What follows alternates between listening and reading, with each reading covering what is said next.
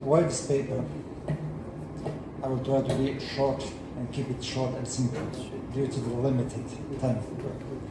And why this paper? The major goal of this paper is in fact to think, when we talk about halal, we often think about legal requirements. What is prohibited, what is permitted, what are the boundaries, what are the limits.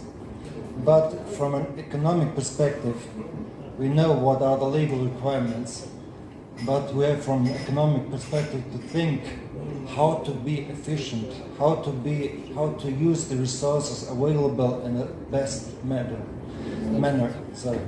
So this is one of the major goals of this paper, in fact.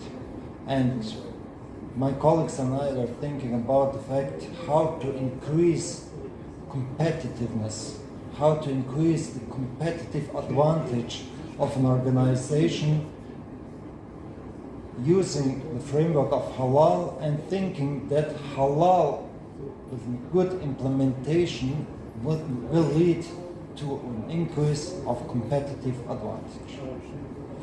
So when we talk about competitive advantage, a synonym to it, in fact, in modern management is Porter's value chain. Porter's value chain, in fact, as you possibly know, divides all activities within a company into two types. The first type are primary activities. The second type are support activities. Primary activities, from the perspective of halal, is in fact what we are continuously talking about. We're continuously talking about whether a material is halal or haram, as we were able to listen some minutes before, on the one hand. On the other hand, we're analyzing, because every modern product, especially in the food industry, it is very difficult to see the primary source, and we can see many types of food using several thousand ingredients, and we are looking and trying in food, pharmaceuticals, clothing, and so on, whether there is any material which is prohibited.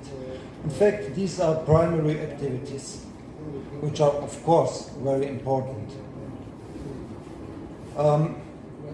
And looking and analyzing these primary activities, we had several thoughts how halal and the implementation of a halal certification will lead to an increase of competitive advantage. Why? First, because the whole process of quality management and also the analyzing, for example, the analyzing of the halal of meat leads us to a process-oriented thinking. A process-oriented thinking which is propagated now in modern management. We have to know what comes from the beginning to the end, from supplier to customer, how are all processes related, organized, and whether they are efficient or not. This is very important, first. Second, we need a quality management system, not only halal, but a whole system documenting all our processes, to know what somebody has to do and what not. What are the rules and regulations within our organization, and especially with regard to the stakeholders. Third, the whole halal, talking about halal products and processes, is in fact a question, a talk about innovation. As I said yesterday in a panel, we should not imitate, but innovate. We should not think in standard past frameworks which were defined by other people, often not familiar with the rules and laws of halal, haram, or sharia. We have got our own mindset, and we have to be innovative.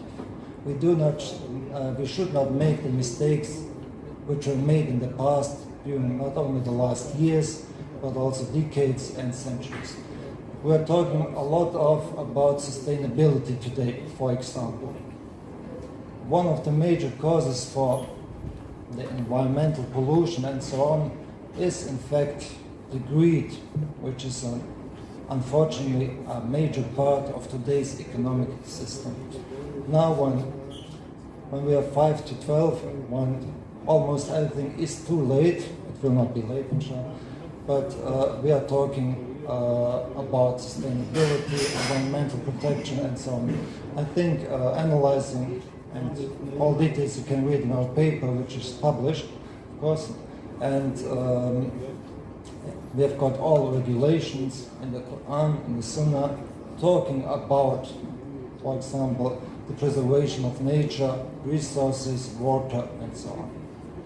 And all these stuff, in fact, leads us not only to look internally within an organization, but every organization, no matter whether they are profit-oriented or non-profit-oriented, but especially profit-oriented, should have the whole picture always in mind. What are the effects of our doing? And this leads us to another point within Porter's value chain, and these are support activities. When you look at the support chain, especially this part here in green, you can see it is talked about firm infrastructure, human resources, technology, and procurement. In fact, thinking about it, we led to the conclusion that in fact we have to define our relationship with stakeholders. Not only persons or legal entities, but especially above all with our creator, but also with everything created, including nature and so on. We have to have, in order to have a continuous long-term competitive edge, competitive advantage of our organization, we have to respect every stakeholder. And that is another point in our paper, which is now the stakeholder concept is a modern topic, a hot topic in management, but I think analyzing texts from Quran, from Sunnah, it is quite clear stated that we have to respect every stakeholder. Keeping in mind both combinations, to have a good internal organization, a good external relationship with all major stakeholders will inshallah lead to a continuous long-term competitive advantage. This is in fact the major hypothesis of our paper. And therefore, I think to conclude it finally, in fact, if we ignore the rights of all stakeholders, injustice will inevitably lead to the destruction not only of an organization but also of society, as we all know.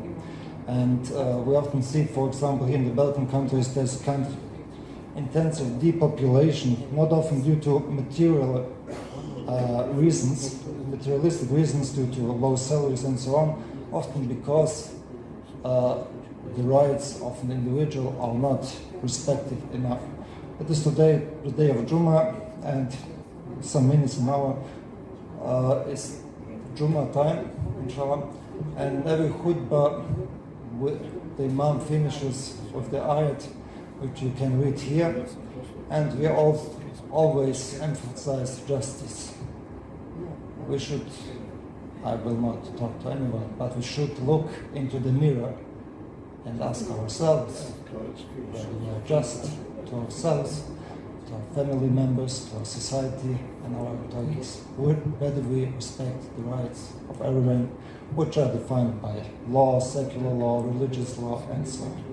There's much talk, but when there's much talk, there's less practice, unfortunately. Finally, last sentence. It's a qualitative analysis, this work, but inshallah in the next phase of our project, we want to analyze quantitative factors, indicators, how to analyze in which way, whether all rights are from a material point, from a point of money, respected or not, analyzing financial reports. And for example, here using a radar chart, when we have, for example, the blue square, then we would have a situation where all rights are respected, are equally distributed, but if one, for example, the rights of the investors or financiers are too much, heavily given to them too much money, automatically the right of the public, of the state, of, for example, employees are not sufficiently enough respected, which will inevitably lead to problems for any organization. And finally, this paper had the goal, in fact, to conclude, to initiate rather discussion than to give answers.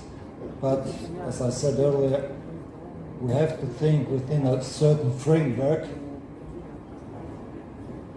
We have defined what is halal, what is haram, but within this halal, we've also to be efficient and try to use the resources as best as possible. Thank you very much.